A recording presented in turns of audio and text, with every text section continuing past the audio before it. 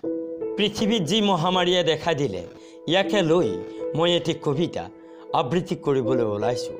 সকলো পৃথিৱীৰ মানৱ জাতি সাৱধান হোৱা, আমি সাৱধান হ'বৰ হ'ল, তাকে লৈ এটি কৰোণাক লৈ কবিতা আবৃত্তি কৰিবলৈ ওলাইছোঁ।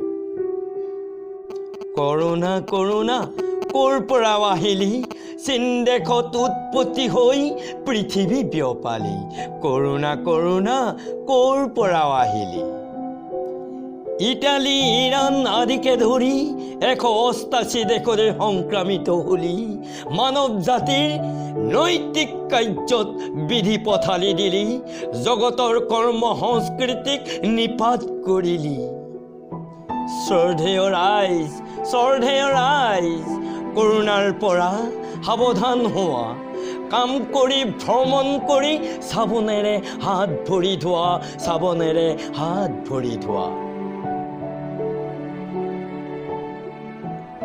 মুখত মাস্ক পিন্ধি বাহিৰলৈ যোৱা, ঘূৰি আহি চেণ্ডেল জোতা বাহিৰত ৰখা। মুখত মাস্ক পিন্ধি বাহিৰলৈ যোৱা, ঘূৰি আহি চেণ্ডেল জোতা বাহিৰত ৰখা।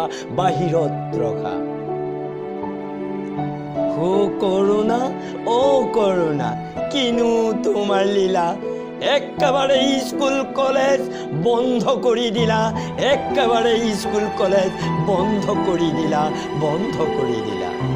স্বদেশী বন্ধ হ'ল বিদেশত, বিদেশী বন্ধ হ'ল ভাৰত। হে কৰোণাময় ঈশ্বৰ আল্লাহ, কিনো দুখে পালে মানুহে মানুহৰ পৰা আঁতৰি থাকিব লগাত হ'লে।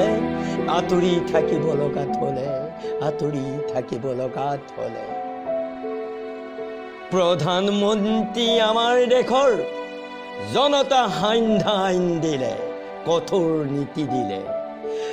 নিজক নিজে ৰক্ষা কৰক, সাৱধান হ'বলৈ ক'লে প্ৰধানমন্ত্ৰীয়ে।